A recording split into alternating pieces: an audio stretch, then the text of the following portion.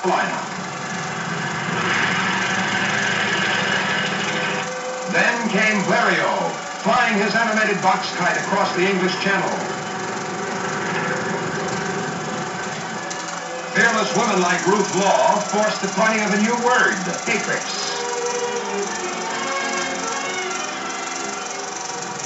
Advent of World War I, the plane was not only a gadget, it was a weapon.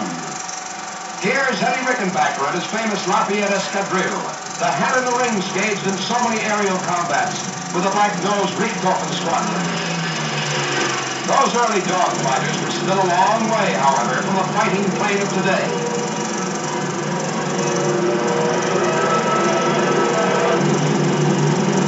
It took General Billy Mitchell to show that planes could sink battleships.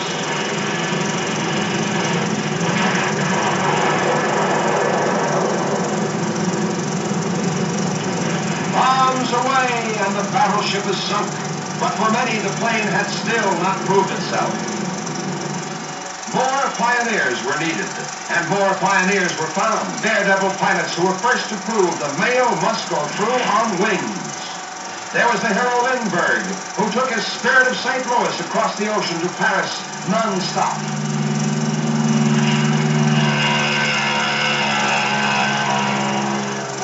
There were Will Rogers and Wiley Post, who lost their lives, but who remained deathless heroes of the air. Amelia Earhart, who flew off into the wild blue yonder. Ruth Elder, a great woman pilot.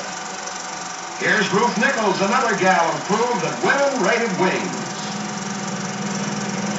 It was a risky business flying in those days, and sometimes fate demanded a sacrifice. Here's Gene Bales in his power-packed speedster, the GB, caught by the camera in an unforgettable shot as it breaks into flames above the airfield. Burning wreckage is his monument. And here is that great silver cigar called the Hindenburg, queen of the lighter-than-air fleet. A static spark ignites the hydrogen in her tanks, and in a few searing seconds, she crumbles to the ground, a charred and smoldering wreckage of a great liner of the air.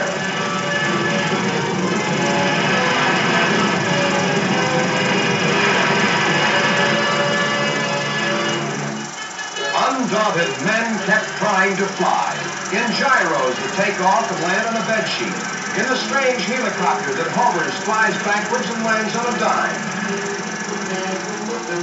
And there were stranger contraptions, too. Many a man with a high-flying imagination wound up with his face in the dirt.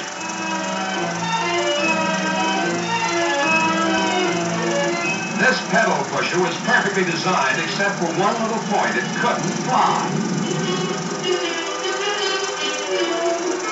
Here's a rocket bike with wings, or how to get a hot foot while sitting down.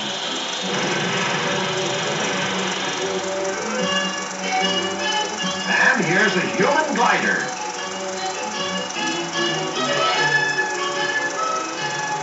But it was in World War II that the plane really wrote history in the skies. First, the dread dive bombers. The Stukas peppered the ground with machine guns.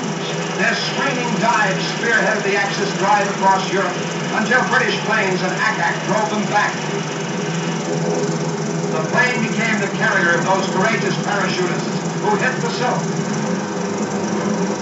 Here's the P-39 Air Cobra with a cannon in its nose.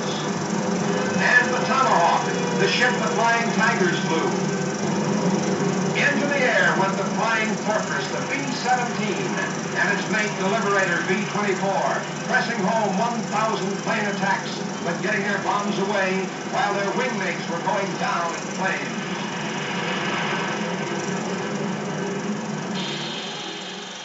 In the late stages of the European War came the Buzz Bomb, a 400-mile-an-hour pilotless plane that could only be caught and shot down by a jet interceptor.